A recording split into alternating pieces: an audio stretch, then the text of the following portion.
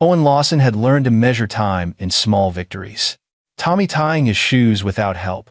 Tommy reading a full chapter book on his own. Tommy laughing at something other than the tablet screen. 3 years of single fatherhood had taught Owen that these moments were the currency of survival, and he hoarded them like a miser counting gold. The December morning arrived cold and gray. Frost etching patterns on the kitchen window, as Owen flipped pancakes while Tommy sat at the table, drowning his breakfast in syrup. At 6 years old, the boy had his mother's auburn hair and delicate features, those same green eyes that used to catch light like sea glass. Owen saw Kara in every expression, every gesture, and it was both beautiful and devastating. "Dad, do I have to wear the itchy sweater?" Tommy asked, maple syrup forming a sticky beard on his chin. Grandma Dolores specifically requested holiday attire. Owen slid another pancake onto his son's plate. "Which means yes, buddy. The itchy sweater makes an appearance." Tommy groaned dramatically, a sound Owen recognized as pure Sutton genetics. Kara's mother Marjorie made that exact noise when faced with inconvenience. The Lawson side was different. They suffered in silence, turned discomfort into passive aggression, and smiled with their mouths while their eyes cataloged your failures. Owen had grown up in that house, learned to navigate his father Ray's impossible standards and his mother Dolores's enabling silence. He'd escaped at 18, put himself through engineering school, and built a life that was supposed to be different. Then he'd met Kara Sutton, and for 5 years, it had been different. Better? Real? The car accident 3 years ago had shattered that reality like a hammer through stained glass. "Why can't we have Christmas at Grandma Marjorie's house?" Tommy wiped his mouth with the back of his hand, leaving a syrup trail. "She lets me have 2 desserts. Because we alternate, remember? Last year was Grandma Marjorie's. This year is Grandma and Grandpa Lawson's." Owen handed his son a napkin, which Tommy accepted with the enthusiasm of a condemned man receiving his last meal. What Owen didn't say, because Ray Lawson had called personally to demand their presence, using that tone that brooked no argument, the same voice that had controlled Owen's childhood with military precision.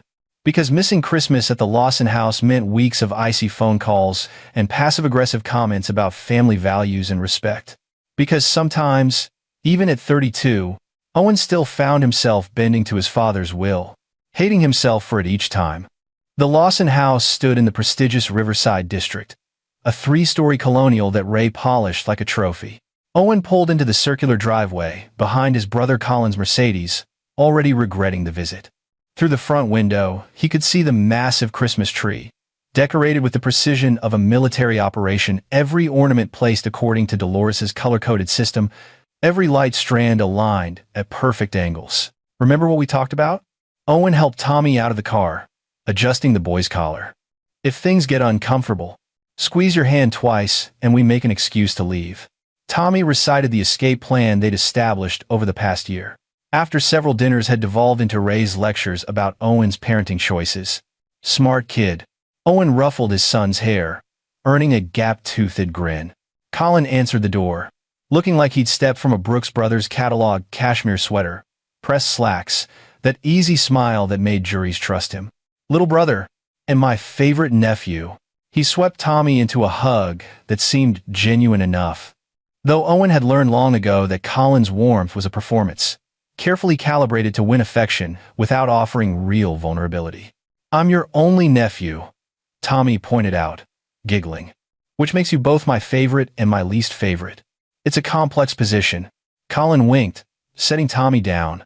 He lowered his voice as Owen stepped inside. "Fair warning, Dad's been in a mood all morning. Mom's been baking stress cookies." The house smelled like cinnamon and pine, underlying notes of furniture polish and old money.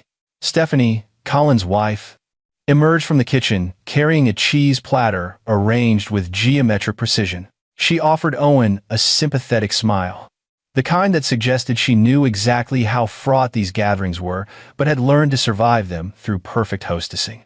"Owen, Tommy, I made those little sandwiches you liked last time," Stephanie said, gesturing toward the dining room where food covered every surface. Ray Lawson didn't do intimate family dinners. He did productions, complete with catering-level spreads and enough dishes to feed 20 people instead of 6. Ray stood by the fireplace, whiskey in hand, surveying his domain like a general reviewing troops. At 65, he maintained the rigid posture of his military days, silver hair trimmed with mathematical precision, every element of his appearance controlled and intentional. His eyes, the same dark brown Owen saw in his own mirror, assessed Tommy with an expression Owen couldn't immediately read. Dolores bustled from the kitchen, flour dusting her red cardigan, silver hair perfectly curled. She moved toward Tommy with outstretched arms, but something in her approach felt off, mechanical. "There's my grandson. Oh, you've gotten so big." Tommy accepted her hug politely, but didn't sink into it the way he did with Grandma Marjorie. Smart kid, Owen thought. He feels it too. The first hour passed in strained normalcy. They ate appetizers, made small talk about Colin's latest court victory and Stephanie's volunteer work. Tommy played quietly, with the expensive toys. Ray had purchased remote control cars that cost more than Owen's monthly grocery budget, still in their boxes until 5 minutes ago. Owen watched his parents watching Tommy, and unease crawled up his spine like a spider. They weren't just looking at the boy, they were studying him, examining him with the intensity of scientists observing a specimen. Dolores kept glancing at Ray, waiting for some signal, and Ray kept his face carefully neutral, sipping whiskey with mechanical regularity. Dinner was prime rib and roasted vegetables, served on china older than Owen. Conversation flowed around sports, politics, the neighbor's recent scandal. Colin dominated the discussion with courtroom anecdotes, keeping things light. Owen relaxed incrementally, thinking maybe this year would pass without incident. Then Ray set down his fork with deliberate precision, the clink against china sharp enough to silence the table. "I've been thinking," Ray began, his voice carrying that tone Owen recognized from childhood, the one that preceded pronouncements rather than discussions. "About Tommy." The room temperature seemed to drop 10 degrees.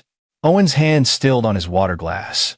"Specifically," Ray continued, eyes fixed on some point above Tommy's head, "about family." "Ray," Dolores murmured, a warning or encouragement, Owen couldn't tell which. "What about family?" Owen kept his voice level, but his body had already shifted into defensive mode, muscles tensing. Ray took another sip of whiskey, letting silence stretch like a knife being slowly drawn from its sheath. "The boy doesn't look like family. We need to be certain." The words hung in the air like poison gas. Tommy's fork clattered against his plate. Colin's hand froze halfway to his mouth. Stephanie made a small, shocked sound. "Certain of what?" Owen's voice came out quiet, dangerous. "That he's actually our grandson." Ray delivered the words with the emotional inflection of someone reading a grocery list. "We want a paternity test." Owen's vision tunneled. He was aware of Tommy beside him, the boy's breathing suddenly rapid and shallow. Aware of Dolores nodding in agreement with her husband, as she always did. Aware of Colin opening his mouth, then closing it, choosing silence. Aware of his own heart hammering against his ribs, rage building like a pressure system before a storm. But Owen Lawson had learned control in the years since Kara's death. Had learned that anger expressed was power surrendered. So, instead of flipping the table, instead of grabbing his father by his expensive collar, instead of unleashing the fury that threatened to white out his consciousness, Owen simply pushed his chair back and stood. "Done," he said quietly. He took Tommy's hand, the boy's fingers trembling in his palm, and walked toward the door with measured steps.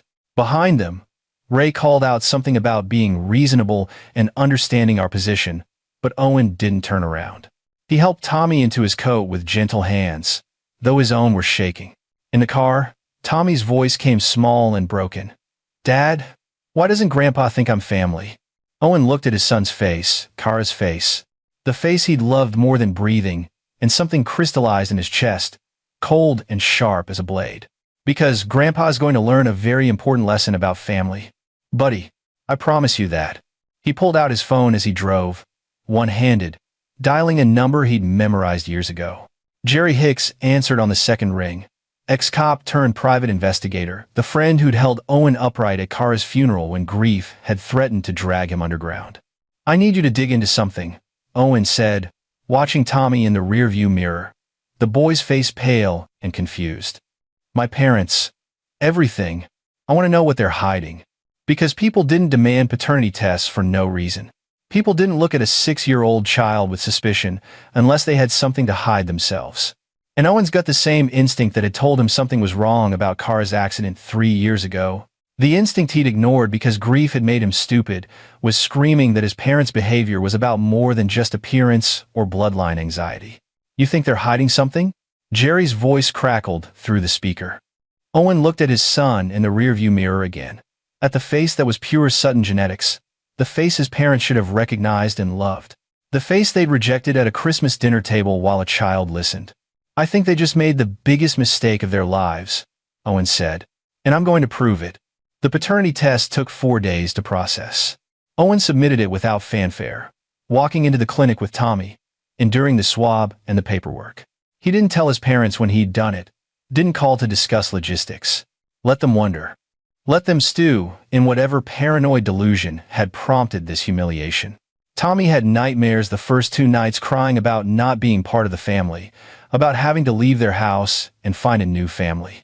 Owen held him through each one, whispering reassurances, promising that nothing would change, that he was loved and wanted and home. But during the day, while Tommy was at school, Owen became someone else, someone cold and methodical. Someone who remembered that before Kara, before fatherhood, he'd been the kind of person who solved complex problems for a living, who could look at blueprints and see structural weaknesses others missed. His parents had a weakness. He just needed to find it.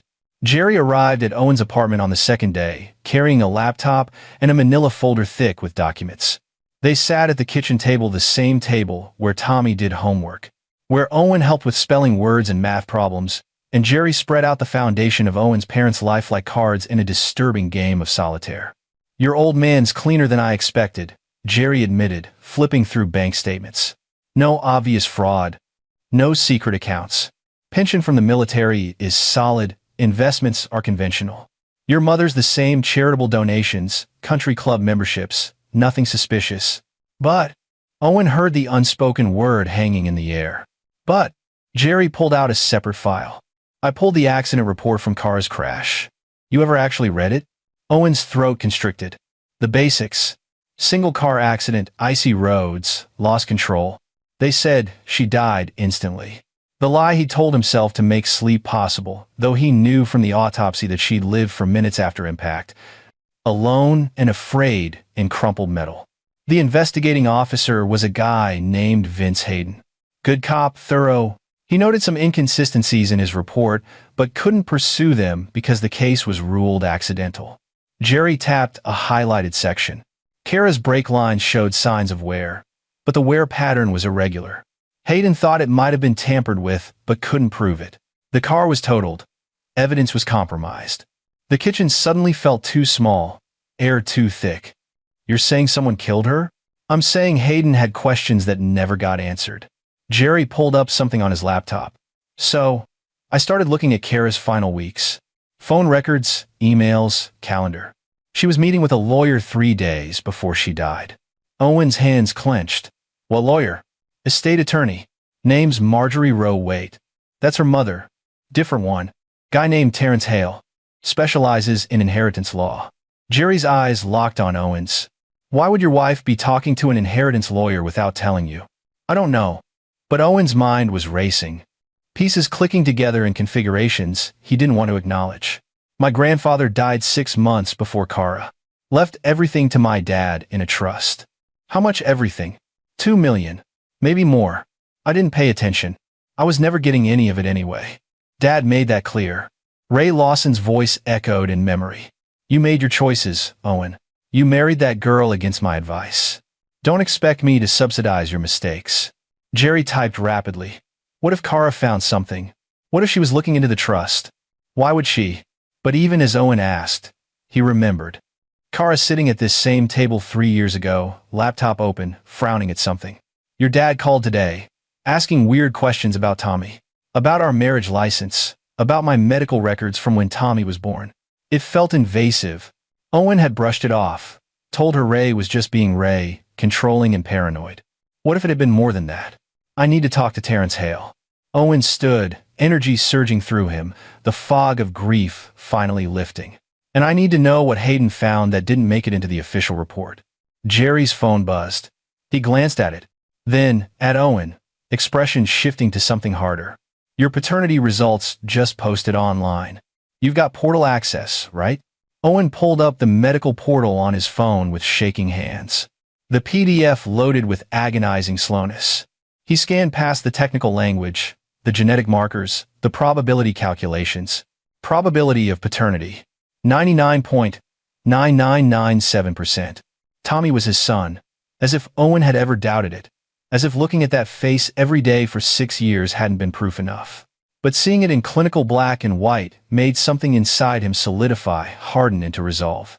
He forwarded the results to his parents without comment. Then he blocked their numbers. They can choke on it, Owen said quietly. Now let's find out why they really wanted that test.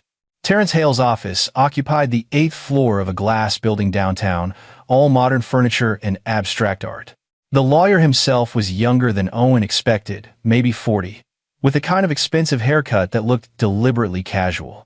He agreed to meet Owen during lunch, sandwich and coffee on his desk, tie loosened. I remember Kara Sutton, Hale said, pulling up files on his computer. She called me about a trust. Said her father-in-law had inherited money from his father, and she had reason to believe the terms had been violated. Owen leaned forward. What terms? The original trust was established by your grandfather, Raymond Lawson Sr., correct? At Owen's nod, Hale continued. He set specific conditions. The principal was to pass to Raymond Lawson Jr., your father only, if he maintained certain behavioral standards. Specifically, the trust included a morality clause common in that generation of wealth management. What kind of morality clause? No criminal activity, no abandonment of family obligations, no actions that would bring dishonor to the Lawson name. Standard old money stuff. Hale sipped his coffee. Kara told me she'd found evidence that your father had violated those terms. She wanted to know if the trust could be challenged, if the money could be redirected. Owen's pulse hammered in his ears. Redirected where? To you, as the primary heir. If your father was disqualified. Hale's expression turned sympathetic. She was trying to secure your son's future. Said your father had cut you off financially when you married her, and she wanted to make sure Tommy would have what was rightfully his. The room tilted. Kara had been fighting for Tommy. Had found something that could have stripped Ray Lawson of everything he valued most, money and control, and she'd been killed before she could use it. What evidence did she have? Owen's voice came out rough. She wouldn't specify over the phone. Said it was sensitive, that she needed to gather more proof before filing a formal challenge. We scheduled a follow-up meeting. Hale's jaw tightened. She died 2 days before that appointment. Owen stood abruptly, chair scraping across expensive flooring. I need copies of everything. Every email, every note from your conversations. I can't just... My wife died trying to protect my son from my father. And now that same father is questioning my son's paternity, trying to cut him out of the family entirely. Owen planted his hands on Hale's desk, letting every ounce of barely controlled fury show in his face.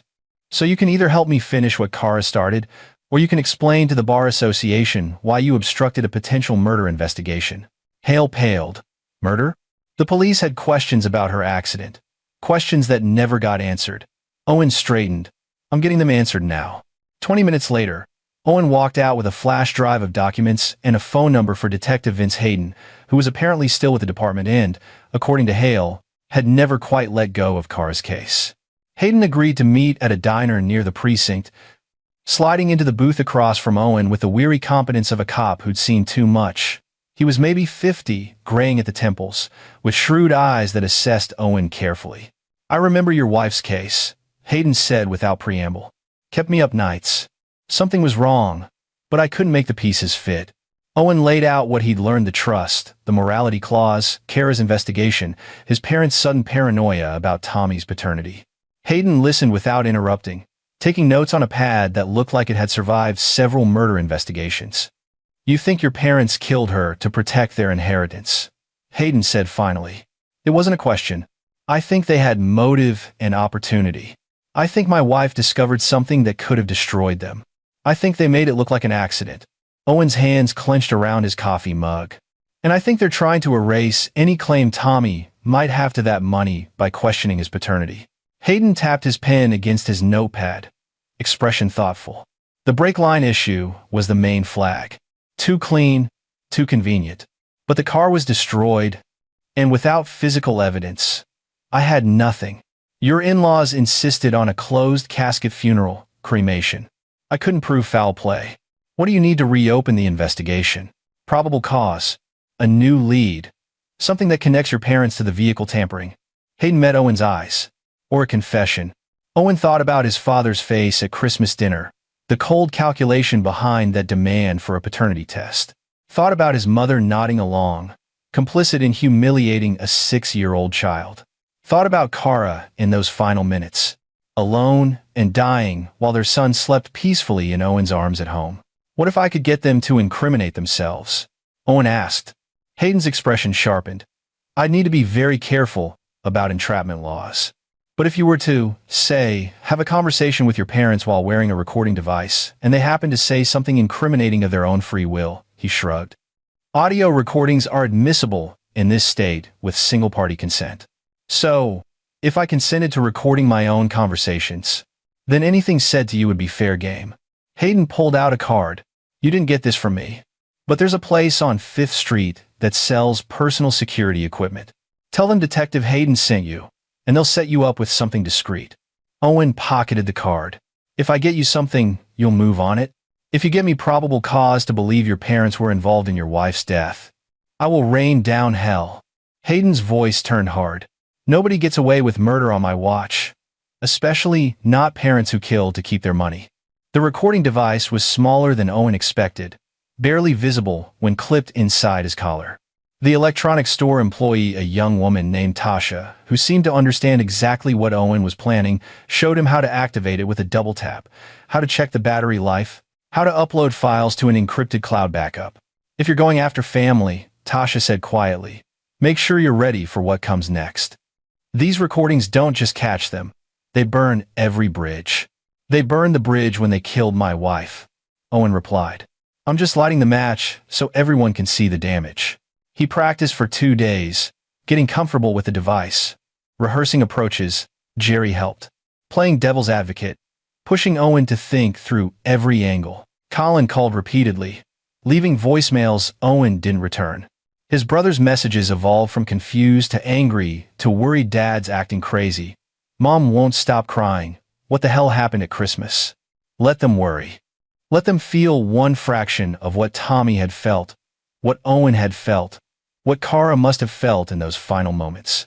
The paternity results sat on Owen's counter like a loaded gun. 99.9997% probability. He was Tommy's father. Tommy was his son, and Ray Lawson's cruel gambit had backfired spectacularly. But Owen wanted more than vindication. He wanted justice. On the 4th day, after Christmas, Owen called his father. The double tap activated the recording device, a tiny vibration against his collarbone. We need to talk, Owen said when Ray answered, his father's voice tight and defensive. I'm not apologizing for protecting our family legacy. Ray's words carried that familiar arrogance, the absolute certainty that his actions were justified. If you can't understand that, I understand perfectly. Meet me at the house. 1 hour. Just you and Mom. Owen let steel enter his voice. We're settling this today. He hung up before Ray could argue. The Lawson house felt different in daylight without the Christmas decoration performance. Colder. Emptier. Dolores answered the door, eyes red from crying, and Owen felt nothing. She'd stood by while her husband humiliated a child. She'd nodded along with the paternity test demand. Whatever pain she felt now was earned. Ray waited in the living room, whiskey glass already in hand despite the early hour. He looked older, the military posture sagging slightly. Good. I got the results, Owen said, standing rather than sitting, maintaining the dominant position. Tommy is my son. 99.9997% probability. Did you doubt it? Or was the test always just a weapon? Dolores flinched. Ray's jaw tightened. We had legitimate concerns. You had nothing. You looked at my son, your grandson, and decided he wasn't good enough to be a Lawson. Owen let his anger show, controlled and focused. Why? What was it about Tommy that threatened you so much? He doesn't look like family, Ray said, but the conviction had cracked. He looks like his mother. Kara. Remember her? My wife, who died 3 years ago. Owen took a step closer. The wife you never approved of. The wife who was investigating something right before she died. Dolores made a small sound, hand flying to her mouth. Ray's face drained of color. I talked to her lawyer. Owen continued, watching every micro-expression. Terrence Hale. Kara was looking into grandfather's trust. Found something interesting about the morality clause. About conditions that could disqualify you from inheriting. What did she find, Dad? You don't know what you're talking about. But Ray's hand trembled, whiskey sloshing in the glass. I know she scheduled a meeting to challenge the trust. I know she died 2 days before that meeting. I know the police had questions about her brake lines. Owen's voice dropped to something dangerous. I know you had 2 million reasons to want her gone. That's insane. Dolores's voice cracked. Ray, tell him we didn't. Shut up. Ray rounded on his wife with sudden venom. And Owen saw it then, the crack in the facade, the panic underneath the arrogance. He's fishing. He doesn't have anything. The police detective who investigated Kara's crash never closed his file. Owen said softly. Detective Hayden. He's still looking into it. Still has questions about those brake lines. Still wondering why you both pushed so hard for a quick cremation. Ray's glass slipped. Whiskey splashing across expensive carpeting. We were grieving. We wanted closure for our grandson. Liar. The word came out flat, definitive. You wanted evidence destroyed. You wanted the case closed before anyone looked too closely. Owen pulled out his phone. The paternity results displayed. And now you're trying to cut Tommy out of the trust entirely by claiming he's not yours. Except the test proved he is. So, what's your next move, Dad? How are you going to keep him from the inheritance you killed his mother to protect? We didn't kill anyone, Dolores sobbed. Ray, please. We have to tell him. There's nothing to tell. Ray's control shattered completely, face reddening, veins standing out on his neck. That woman was going to ruin everything. 30 years, I waited for that money, 30 years under the old man's thumb, and she was going to take it away over some ancient. He stopped, realization flooding his features. You're recording this. Owen smiled, cold and sharp. Single-party consent state. I can record any conversation I'm part of. Detective Hayden is going to love that woman was going to ruin everything. Sounds like motive. Ray lunged forward. But Owen sidestepped easily. Years of grief had carved away softness, left him lean and quick. You want to add assault to the charges? Please. Give me a reason. Ray, stop. Dolores grabbed her husband's arm. He's right. We have to fix this. There's no fixing it, Mom. Owen felt something break loose in his chest. 3 years of suppressed fury finally finding its target. You killed my wife. You traumatized my son. You tried to erase us from the family so you could keep blood money. He headed for the door, then turned back. The police will be contacting you soon. Get a lawyer. Preferably not Colin. He's going to have to choose sides. And I don't think you're going to like his choice. He walked out into cold December air. The recording device still capturing his parents' raised voices behind him, accusations and recriminations, the sound of decades of marriage imploding under the weight of murder and greed. Owen sat in his car and called Hayden. I've got it. Everything, he all but confessed. Send me the file, I'll get a warrant. Hayden's voice carried grim satisfaction. Owen? This is going to get ugly. It's been ugly for 3 years, Owen replied. Now it's going to get just. The arrest happened 48 hours later. Owen heard about it through Colin, who called at 6 in the morning, voice shaking. They arrested them. Both of them. Conspiracy to commit murder, obstruction of justice. Owen, what the hell did you do? Owen was making breakfast for Tommy, pancakes on the griddle, cartoons playing in the living room. He felt calmer than he had in years. I proved what they did to Kara. They're our parents. They're murderers who humiliated your nephew at Christmas dinner. Owen flipped a pancake with practiced ease. Where do you stand, Colin? With the people who killed my wife? Or with your family? The line went quiet. Then, I need to see the evidence. Hayden will share it with you. He's the lead detective. Owen slid pancakes onto a plate. For what it's worth, I hope you make the right choice. Tommy could use an uncle who gives a damn. He hung up and brought breakfast to his son, who was absorbed in a show about talking dogs. Tommy looked up, grinning. Extra syrup? Extra syrup. Owen ruffled his hair. This perfect kid who looked like Kara, who would grow up knowing his mother had died fighting for him. "Hey, buddy, Grandma Marjorie's coming over later. She wants to take you to that new arcade." Tommy's eyes lit up.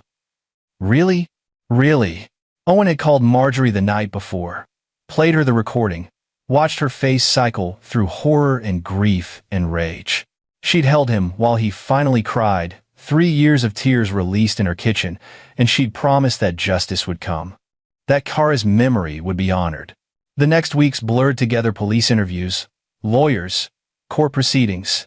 The evidence mounted like stones in a wall, each piece cementing Ray and Dolores Lawson's guilt. The original accident investigation was reopened. Kara's car, surprisingly, hadn't been fully scrapped. The junkyard had kept the chassis because Ray had never completed the paperwork. Forensic analysis found definitive proof of brake line tampering, a severing that looked natural but had been deliberately engineered. Ray's phone records showed calls to a mechanic shop 3 days before Kara's death. The mechanic, a man named Billy Harrell with a criminal record, cracked under interrogation. Ray had paid him $5,000 to fix a problem, providing access to Kara's car while she shopped at a grocery store. Harrell thought it was insurance fraud, not murder, but it didn't matter. His testimony was damning. Dolores confessed to everything, her facade of harmless domesticity finally shattering. She'd known about the brake lines, had helped Ray plan it, had kept silent while Kara bled out on an icy road. The morality clause in the trust had hinged on Ray's military record, his spotless reputation. Kara had discovered evidence that Ray had stolen supplies during his service, black market dealings that could have led to a dishonorable discharge if exposed. She'd been gathering proof, planning to force Ray to either confess and lose the trust or stay quiet and face prosecution. So, Ray had killed her instead. The paternity test demand had been a desperate gambit if they could prove Tommy wasn't Ray's biological grandson. They could argue he had no claim to the trust if Owen ever challenged it. Except Tommy was Owen's son, genetically proven, and the whole plan had simply accelerated their exposure.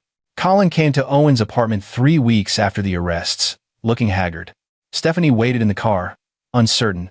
Colin sat at the kitchen table where Owen had learned the truth, where Jerry had spread evidence of murder. "I'm testifying against them," Colin said without preamble. "The prosecution asked me to provide character testimony, and I'm going to tell the truth. That they've been controlling, manipulative, willing to do anything to maintain their image." He looked at his hands. "I should have seen it, should have questioned the timing of Kara's death. You couldn't have known." Owen poured coffee, set a mug in front of his brother. "They fooled everyone. They didn't fool you. They hurt my son. That made me look closer." Owen sat across from Colin. "What happens to the trust?" Colin smiled bitterly. "Morality clause. The second dad's conviction is final. He's disqualified. The money reverts to the next eligible heir." He met Owen's eyes. "That's you. Grandfather's money, plus accumulated interest. Closer to $3 million now. I don't want it." The words came easily. "Put it in a trust for Tommy. For college, for his future. Kara died trying to secure that for him. Let him have it. That's a lot of money to refuse. It's blood money. I won't touch it." Owen sipped his coffee. "But Tommy deserves what his mother died protecting. So he gets it when he's 25, with the stipulation that he uses some of it for good. Scholarship funds, charity, whatever he chooses. Something that would make Kara proud." Colin nodded slowly. "I can make that happen. Put it in legal language. Make it ironclad." He stood, then hesitated. "Owen, I'm sorry.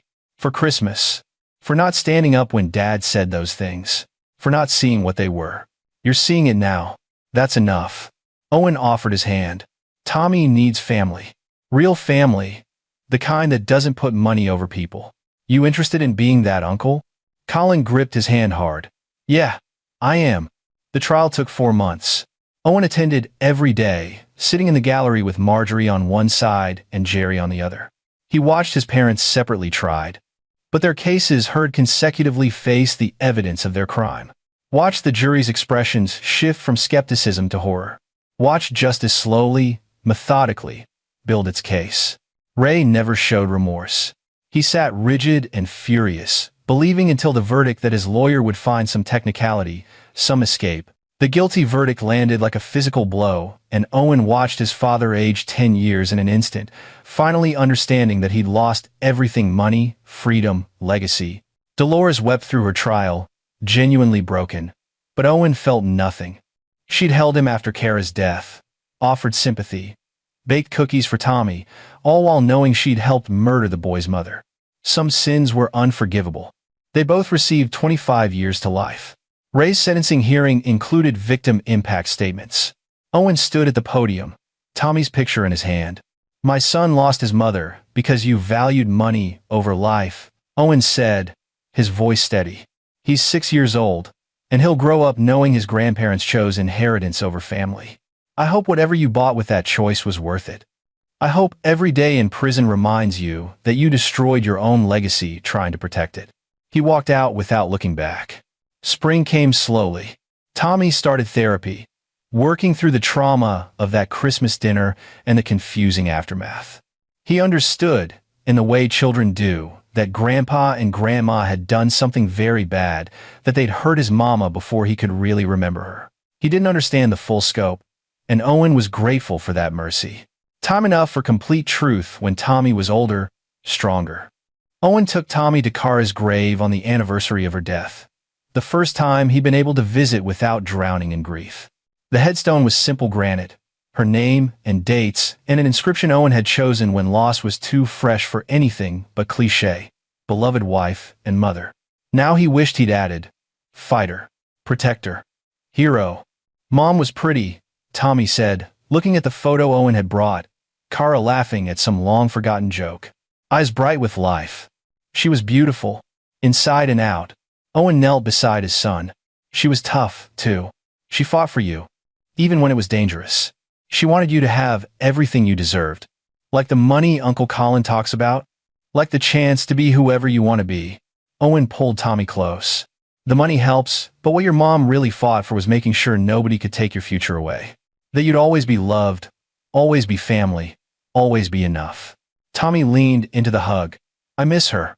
Me too, buddy. Every day. They sat together in the grass, father and son, while spring's sun warmed the earth where Kara rested. Owen told stories about her the way she sang off-key. Her terrible jokes, how she'd wanted to name Tommy something ridiculous like Maximus Power Sutton. Tommy laughed, and the sound was healing, a promise that joy could coexist with loss. Marjorie joined them later, bringing flowers and fresh tears. She'd been instrumental in the trial, her testimony about Kara's final weeks devastating to the defense. She and Owen had formed a bond through shared grief and determination, becoming the family Kara had deserved. She'd be proud of you, Marjorie said as they walked back to their cars. What you did, how you protected Tommy. I should have protected her. The guilt would never fully fade, Owen knew. The knowledge that if he'd just listened 3 years ago, if he'd taken Kara's concerns seriously, if he'd investigated then instead of grieving. She didn't tell you because she was protecting you. Marjorie squeezed his hand. She knew what they were. She was trying to spare you the choice between parents and justice. Don't dishonor her sacrifice by blaming yourself. Summer brought new routines. Colin and Stephanie became regular fixtures, taking Tommy to ball games and museums. The trust was finalized, $3 million secured for Tommy's future, managed by an independent fiduciary until he turned 25. Owen had no access to it, which was how he wanted it. He'd support his son through his own work, his own sweat. Jerry closed his investigation with satisfaction. His final report, a masterpiece of detective work that the police department used as training material. You ever want a career change? He told Owen over beers. I could use a partner. You've got instincts. I've got a son who needs a stable father, not a PI. Owen clinked bottles. But thanks for seeing me through this. Anytime. Though let's hope you don't need revenge services again. Once is enough. Owen meant it. The anger had burned out, leaving something cleaner behind. Not forgiveness. He'd never forgive his parents for what they'd done, but release. They couldn't hurt Tommy anymore. Couldn't hurt him. Couldn't poison the future Kara had died trying to secure. Detective Hayden received a commendation for solving a cold case and pursuing justice despite institutional pressure to let it rest. He stopped by Owen's apartment one evening, declining coffee but accepting gratitude. Cases like this remind me why I became a cop, Hayden said, not for the glory or the pay, but because sometimes bad people think they're untouchable, and someone needs to prove them wrong. He looked at Tommy, playing with building blocks. That kid's lucky to have you. I'm lucky to have him. Owen watched his son, this perfect creature who carried Kara forward into the world. He's the reason for all of it, best reason there is. Hayden headed for the door, then paused. Your father's appealing the sentence. I doubt he'll win. But he's trying to claim police misconduct, illegal recording, the works. Let him try. Owen felt no anxiety. The evidence is solid. He's just angry that he lost. Some people never learn. Hayden shook his head. He's still telling anyone who'll listen that he was justified, that your wife was trying to steal his money. She was trying to give it to his grandson. To secure Tommy's future. Owen's voice hardened. But Ray Lawson never understood that family means sacrifice. He sacrificed his family for money. I sacrificed money for mine. There's no universe where he wins that comparison. Autumn arrived with Tommy's 7th birthday, celebrated with a party at the park, school friends, family, the kind of normal, joyful chaos that Kara would have loved. Owen stood back and watched his son blow out candles, make a wish, get engulfed in hugs and laughter. Marjorie sidled up next to him, her own eyes wet. He's so big. I know. It's terrifying. Owen smiled. But he's good. He's kind. He's everything Kara hoped he'd be. Because of you. You've raised him right, Owen. We raised him right. All of us. Owen gestured to the gathering. Colin teaching kids how to throw a football. Stephanie organizing games. Jerry telling embarrassing stories about Owen's college days. This is what family looks like. What it should have always looked like.